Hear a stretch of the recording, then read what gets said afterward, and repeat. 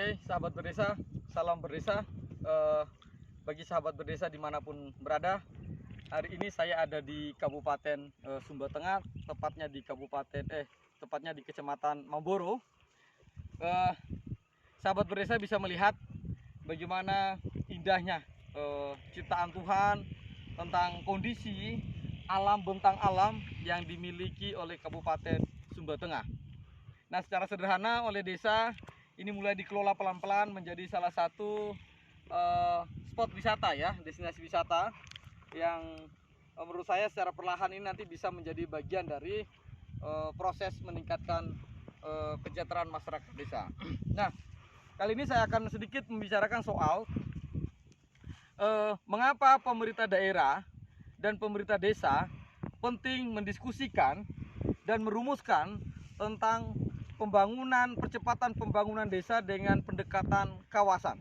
Ya, kita ketahui bahwa di dalam Permendes 05 tahun 2016 tentang pembentukan kawasan pedesaan, di sana memungkinkan ya di dalam desa itu difasilitasi oleh pemerintah daerah untuk membentuk kawasan pedesaan itu berdasarkan potensi dan tipologi desa, sehingga unsur landscape bentang alam lalu kemudian bentang manusia di dalam satu kawasan beberapa desa tadi, dalam kecamatan tadi, dia dapat membentuk satu kawasan secara bersama-sama. Misalnya, apakah itu kawasan pertanian, kawasan peternakan, kawasan pariwisata, kawasan pesisir pantai, atau lain-lain sesuai dengan potensi dan tipologi.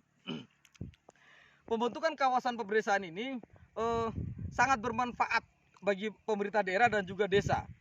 Kenapa? Memberi ruang kepada kementerian dan lembaga untuk berpartisipasi melakukan proses percepatan pembangunan desa di dalam satu kawasan.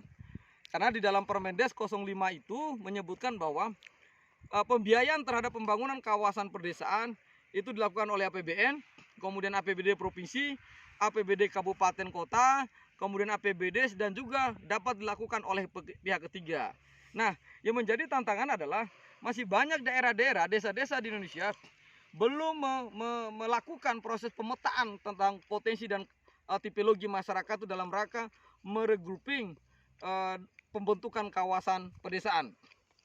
Hari ini, seminggu ini saya mengelilingi 6 kecamatan dengan melakukan proses musyawarah antar desa dalam rangka memastikan desa-desa punya komitmen dan visi bersama bagaimana menyelesaikan persoalan dan mengelola potensi yang ada di desa, sehingga dengan kajian pemetaan kawasan pedesaan itu memberi inspirasi bagi pemerintah desa maupun pemerintah daerah dalam rangka melakukan sinkronisasi dan akselerasi perencanaan dan pembangunan desa, sehingga ke depan hasil dari proses kajian dan pemetaan ini kemudian kita mendorong kepada pemerintah daerah sehingga dia punya renstra tentang kawasannya, punya renja kawasannya, lalu kemudian masing-masing desa yang tergabung dalam kawasan sesuai dengan tipologi dan potensi tadi itu kemudian akan di SK-kan oleh pemerintah daerah menjadi sebuah kawasan. Misalnya tadi seperti saya sebutkan, ada 1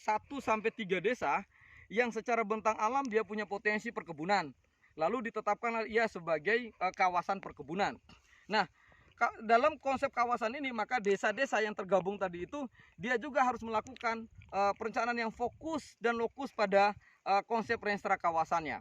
Yang berikut adalah memudahkan bagi pemerintah daerah untuk melakukan proses pemantauan terhadap bagaimana proses pengelolaan potensi kawasan tadi. Misalnya kawasan perkebunan, otomatis Dinas Pertanian dan Perkebunan renstranya itu juga harus ya berpedoman merujuk pasti kepada renstra kawasan. Selain itu, proses penyusunan renstra kawasan ini juga yang paling tidak kalah penting adalah dia akan melakukan penyesuaian bagaimana posisi rencana tata ruang di wilayah dalam kawasan tersebut, bagaimana posisi RDTR tentang pemanfaatan detail di tingkat kecamatan terhadap kawasan tersebut, lalu kemudian bagaimana posisi RPJMD. Jadi yang harus diperhatikan adalah bahwa visi yang paling besar dalam perencanaan pembentukan kawasan itu adalah untuk melakukan proses gotong royong, menyelesaikan beban persoalan yang ada di desa, sehingga ini menjadi model untuk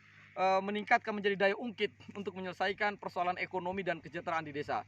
Jadi itu pada prinsipnya kenapa kemudian pentingnya daerah-daerah memfasilitasi desa untuk melakukan pemetaan kawasan serta membuat peraturan daerah berkaitan penetapan kawasan serta dokumen renstra kawasannya serta renja, sehingga ini menjadi pedoman juga bagi desa-desa pada saat mereka musdes mau menyusun namanya RKPD dan prioritas penggunaan dana desa.